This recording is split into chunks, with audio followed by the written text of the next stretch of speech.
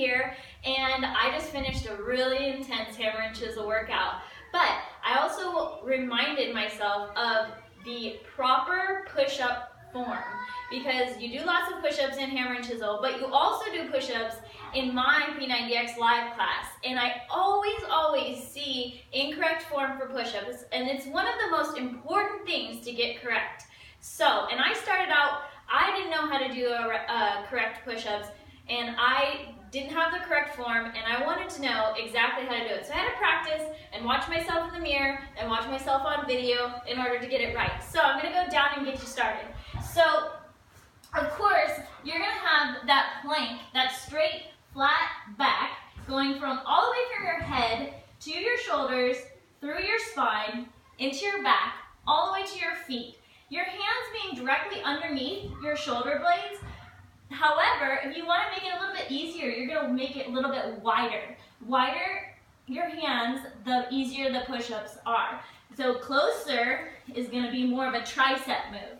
So if you're just doing normal push-ups, they're going to be a little bit wider than your shoulders, and we're going to make sure that we're straight. What I see a lot is either people putting their head down and doing your push-ups, or their backs are too arched. So we're going to make sure that our backs are flat, and our head, what helps me is I look a little bit in front of myself. So I look towards the end of my mat, and I'm going to keep that nice straight neck all the way through my back, and goes directly down and up. So to make it a little bit easier, Tony Horton would always say that a modified push-up is not a girl push-up. It's actually just shortening your range of motion. So you're just going to go a little bit deep. Not as deep as a normal push-up that's going all the way to the ground, but just deep enough to feel that burn. So that's one option for modifying. Another option would be to put your knees on the ground.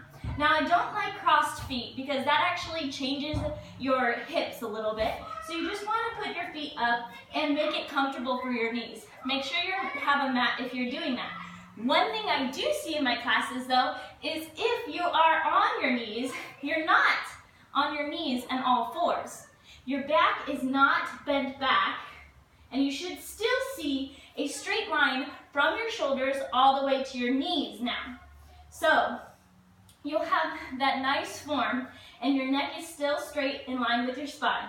So you're going down and up. This is what I see a lot. That movement is not a correct form, not correct push-up. Just sucking in your spine, making sure that it's a straight and all the way back. Okay? So that's one way. If you have wrist problems, which a lot of us do just because of the way we work nowadays, or weak wrists, one thing I always tell my classes, the more you do push-ups, the stronger your wrists are going to become. However, if it really bothers you, you can get push-up stands like this, or just use a dumbbell set.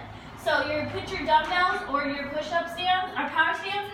Now I got these on Beachbody.com. So these you can use straight up and down.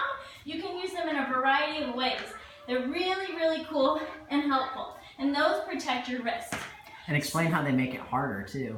They actually, yeah, you can go a little bit deeper with these ones as well. So you're higher off the ground. You still have that great form from your neck all the way down to your heels, and you're going down, and you can get even deeper with the push-up, and that's pushing harder and making your push-up harder. And you can make them wider, and you can use these in a bunch of different ways.